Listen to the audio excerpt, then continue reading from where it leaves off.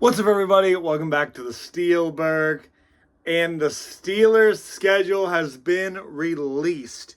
For the first time in a couple years, I actually didn't have the schedule spoiled for me.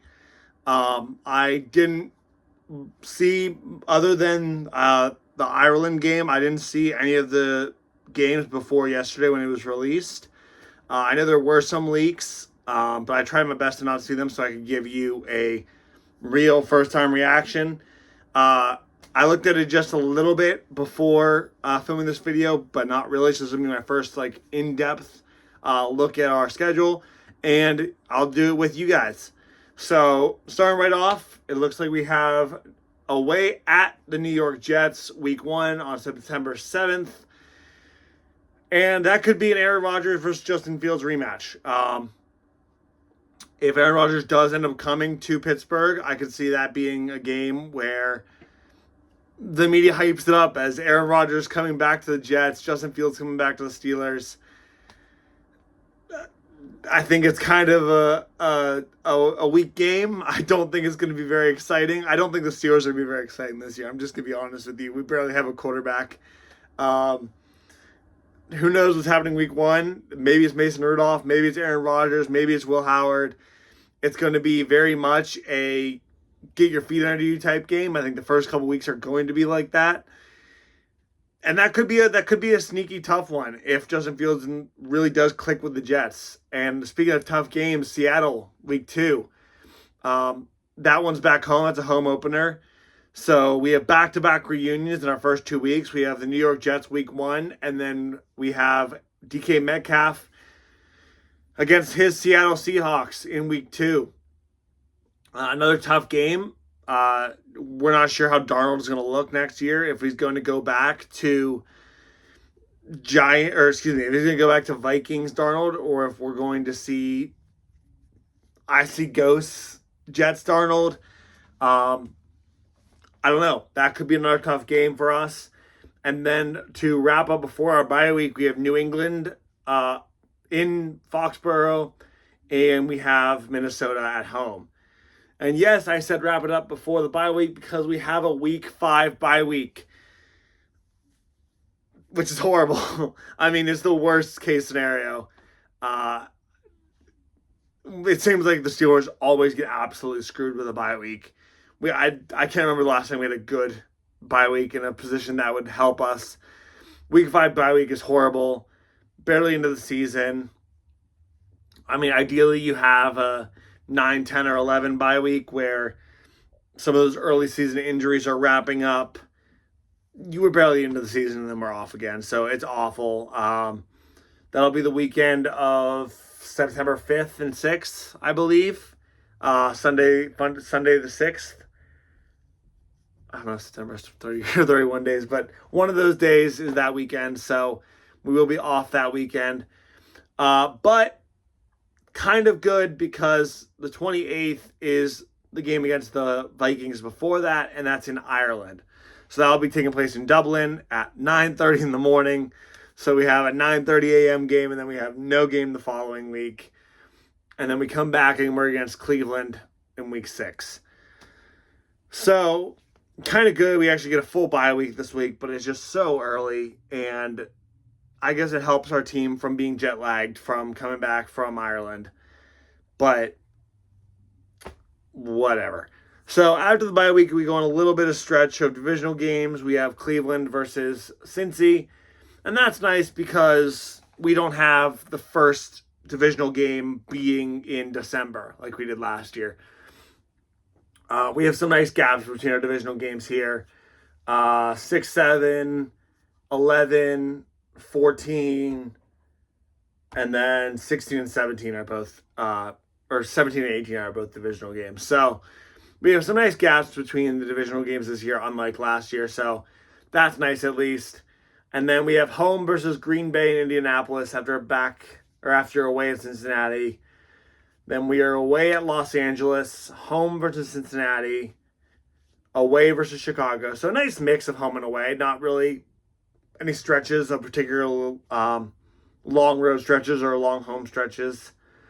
And then we have home versus Buffalo, away at Baltimore, home versus Miami, away at Detroit and Cleveland, and home versus Baltimore to end the year.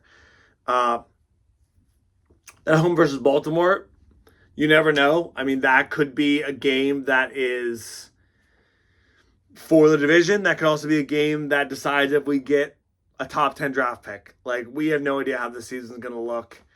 Uh, I was when I was kind of scanning, I just did a quick thought of like wins and losses. And honestly, the floor could be crazy low and the ceiling could be crazy high. When you don't have a quarterback, it really makes the record variation much more intense. I mean, if we're going with like Mason Rudolph as our starter, or if Will Howard's our starter and he's just really not good, I mean, we could be looking at 6-11, 7-10. I mean, without a quarterback, we're probably losing to Seattle, losing to Minnesota, Cincy maybe twice, because I mean, we know they can score 40 points. Baltimore twice, Green Bay, Detroit, Buffalo, Miami potentially. And that's 10 losses if we don't have a quarterback. And that's not counting the games that could give us trouble. Chargers always have given us trouble. We lost to Indianapolis last year. New York could be a tricky one. There's a lot of games on here that we could potentially lose. Then again, there's a lot of games on there that we could potentially try and steal if we did have a quarterback, if we figure out our offense.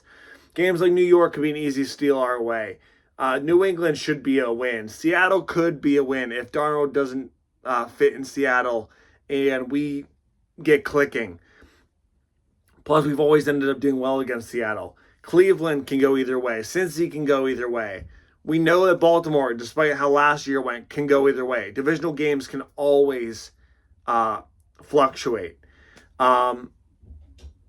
Chicago, the Chargers, Indianapolis, Miami, all of these games can fluctuate. They're really coin flips. I mean, when I look at this schedule and I don't go, okay, this is the hardest schedule in the league, but it's also not a turkey shoot either. These are not going to be easy games for our team, and it really is just going to depend on how the offense is going to go. I'm not going to give a straight record prediction because I don't feel like that's right to do this early. We don't know what training camp has to hold. We don't know who our quarterback's going to be. We don't know if Watt's going to get an extension or if he would, God forbid, hold out on us to get an extension, which, I mean, I wouldn't blame him, get the bag. We don't know so much about this season that I don't feel like I can make a prediction. And like I said, I have the floor and I have the ceiling, but we really need some more information before I can narrow it down. Looking at the schedule, I think we had the 9th or 10th hardest in the league. So fairly middle of the road. We have a lot of mediocre teams, and I think that's where we're going to be. I think we're going to be a mediocre team. Real quick, if I just look at a schedule for teams like the Ravens, a little behind the scenes action here. The Ravens have to play teams like the Chiefs. So even though we get the Lions, the Ravens are, I guess they also get the Lions. But the Ravens have the Chiefs. They have the Texans. They have the Rams. So they have some really tough teams as well because they won their division. Or they won the AFC North. So they have all the teams that won the North. I don't know where that just went.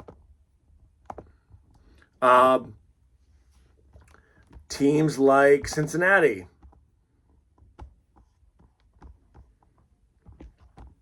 They don't play as many good teams as last year, but they still have to play the NFC North. They'll have the Bills. They'll have the Packers. Jags could be sneaky this year. So, yeah, our division, we're going to have a chance. Maybe. I'd like to say. And I guess I might as well wrap it up and get the Browns schedule too, although they are going to have... They're going to have maybe the weakest schedule out of the group. Play the Titans. Oh, they do play the 49ers. That could be a tough game for them. The Raiders. Still play the Bills. Yeah, okay. So they definitely have probably the easiest schedule out of the North, which I mean makes sense. They were last in the division last year. But and a lot of these games are going to be toss-ups, like I said. Divisional matchups are always that way. You can always count on the Browns to give us trouble, and you can always count on us to give, well, I was going to say you can always count on us to give the Ravens trouble. Maybe that's not true after last year. But not a super long video. I just wanted to go through the schedule with you and give my quick reaction to it, as well as the reactions of others in our division. I think it's tough. We do have 4 primetime games, which is cool. We are on Sunday. Sunday morning's not primetime though. We have a Bengals game on Thursday night. We have the Green Bay game the very next week on Sunday night. We have the Chargers game on Sunday night, and we have the Dolphins game on Monday night. So we have a Monday night, a Thursday night, and 2 Sunday night games, as well as a Sunday morning. So we have probably 5 nationally televised games, because I assume that Minnesota game will be nationally televised as well.